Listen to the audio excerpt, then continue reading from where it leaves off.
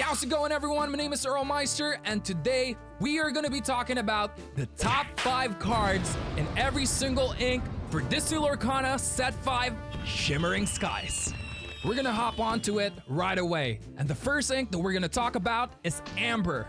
For the number 5 spot, we have Invited to the Ball. This card is the key to consistent draw for Amber, Ruby, Mufasa. The deck usually has 56 characters, but the draw has been inconsistent due to Rapunzel having a conditional draw.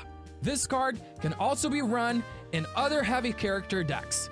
This just really gives Amber a consistent way of drawing. On the number 4 spot, we have Queen's Sensor Core. This is a great substitute for flutes in Amber decks. This specifically won't be in Steel Song decks, but this gives Amber a tech similar to flutes for other non-song decks. For number 3, we have Alanadale Rockin' Rooster. I personally don't think that this card will fully replace flutes in Amber Steel Song, but this also opens the door to make the deck faster with flutes and Alan combined. Not to mention, unlike flutes, if you have a board set up and multiple songs to play, you can gain more than one lore with Alan. Also, Alan itself is a threat on the board since the next turn, it can quest for 2. The number 2 spot, Naveen Ukulele Player. This is probably one of the best cards for Set 5 in general. This card is a great follow-up play after a turn 3 aerial, and allows you to play a 6 cost or lower, but most likely a 5 cost song for free, guaranteed in turn 4. The body itself is pretty solid, questing for 2 the following turn or singing another 5 cost song. And for number 1 spot, we have Daisy Duck Donald State. This card is a meta changer. The card is one of the keys for aggro becoming viable in the meta for Set 5. It's just too cheap and too big, with the drawback that the aggro archetype don't really care about. Now, let's hop on to Amethyst. For the number 5 spot, we have Amethyst Chromicon. I slept on this card the first time I saw it, but this card, for aggro in particular, is amazing.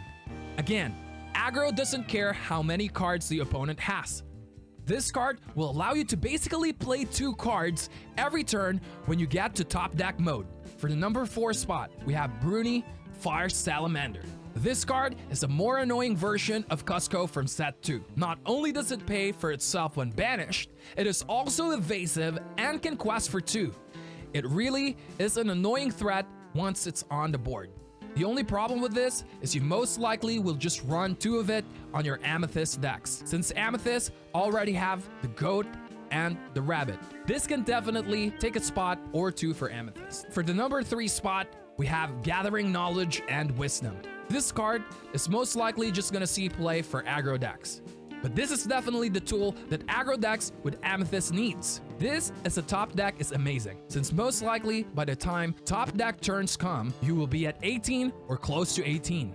For the number 2 spot, we have Magica the Spell Cruel Sorceress. This card is one of my favorites in Amethyst. This is Amethyst's answer to discard decks in general, but also an amazing card against a whole new world. Not to mention that it has a pretty big body that only specific cards can remove it. Number 1, the Library. This is probably my favorite card in Set 5. This is a threat on the board with its super high willpower, and its ability is amazing in mid/late game. A direct answer to be prepared on turn 6. Play this and pay 3 more to put 3 characters inside, and you will for sure win the value war. Now, let's hop on to Emerald. For the number 5 spot, we have Anna, Diplomatic Queen. This card might not be the best card in Emerald, but the fact that it is so flexible, it can definitely contest the uninkable slots. Great removal, great discard, and a great card to add reach for your other characters to remove locations or big bodies in general. Number 4, Prince John's Mirror. This card will keep decks that have a lot of draw tools in check. I know for sure that not only decks with Prince John and discards will run this card. I can see this being played in other Emerald decks as well. Keep the decks with a lot of draws in check. Number 3, Emerald Chromicon. This is probably my favorite Chromicon out of all the Chromicons. This card is so good to keep control of the board, and make sure you do not lose too much tempo. It will definitely make trading against decks that have this card a bit more awkward and make you think more when trading. Number 2, You're Welcome. This is basically Isma in a song form.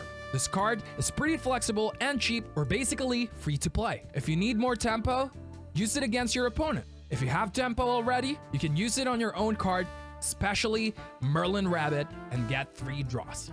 And for the number 1 spot, we have Clarabelle, Light on Her Hooves, and Remember Who You Are. Both of these cards are basically the same.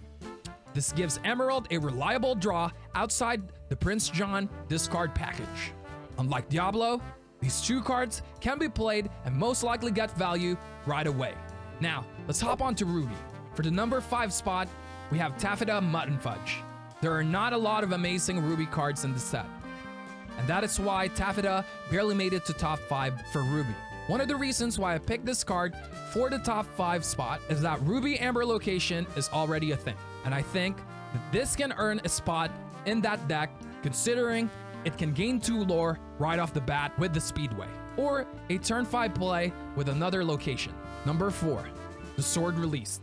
This is basically Ruby's version of Flute. Once it's on the board, every turn it's a threat, assuming you have a high strength character on the board most of the time. Remember as well that not only are you gaining lore, but also slowing your opponents down with their lore. For the number 3 spot, we have Scar, Betrayer.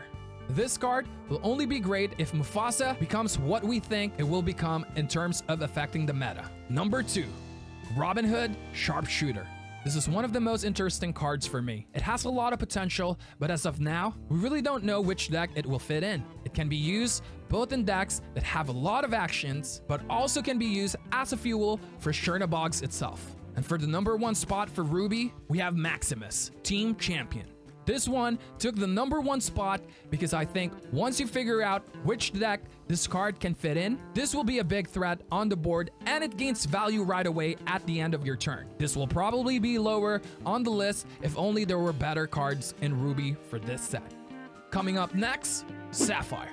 Number 5, Donald Duck Focused Flatfoot. There is nothing much to say about this card, except that it's a solid body that can ramp, which is something that Sapphire players have been wanting and needing. This allows you to set up for your win condition in terms of ramping, but also not fall behind too much tempo on the board while ramping. Number 4, Cusco, Selfish Emperor. This is one of the tools that Sapphire needed. It is a body that can get rid of items and especially locations, since locations are what Sapphire Ruby has struggled with. One of the reasons why this is on 4 and not higher on the tier list is because there is a much better and cheaper version in action form of this card. Number 3, Vision of the Future. This will probably replace Develop Your Brain. This card is so reliable in terms of searching for the right answer or an out for Sapphire decks. It's basically Develop Your Brain on steroids. In the hands of the right player, this is an ultra megatonic deadly card. Number 2, Hideaway. This card is so scary and so flexible. This card is a straight up cheap answer against Queen's Castle or other locations in general that Sapphire struggles with. Not only does it deal with items and locations, this can also be used on your own cards and treat it as a ramp card. It's just too flexible and too cheap as well. And for the number 1 spot, we have Mufasa, Ruler of Pride Rock. This card is another great addition to Sapphire, and it gives them a bit more choices in terms of win condition. This card will basically finish the game the next turn most of the time if it survives. It is crazy and good and really scary to face against. Last but not the least, Steel. Number 5, Jafar, Tyrannical Hypnotist. This card is pretty low in most people's list, and I can somewhat see why. But against decks that don't have Ruby in them, this card is amazing and gonna be super hard to answer. Number 4, Arthur, King Victorious. This card will probably be a 1 or 2 ofs in decks if it sees plays. It really is a super solid card in terms of getting value right away. Also, be aware that its ability can also be used on the card itself. On a curve with Big Tink on 6 and Arthur on 7, this combo will almost basically guarantee you control of the board. Number 3, Happy, Lively Knight. I think that this card is just super solid. It's a 1-cost anti-evasive card. There's not much to say other than that. It is a threat on the board, and it's something you don't mind losing as well. Number 2, Simba, Son of Mufasa. This is just like Cusco, but instead of inking the opponent's location or item, you just straight up banish it. This card is great for steal. since Steel can struggle against locations. It's basically a better version of Rise of the Titans. Last but not the least, Pete. This card is an amazing addition to the set or the game in general. This gives Steel a turn to be able to survive, be prepared, and not lose all the tempo they built. Also, the card itself is great against actions in general. This is a staple card for sure if you are running Steel in your decks. If you happen to learn something from the video or enjoyed it, please don't forget to smash that like, subscribe, and bell button.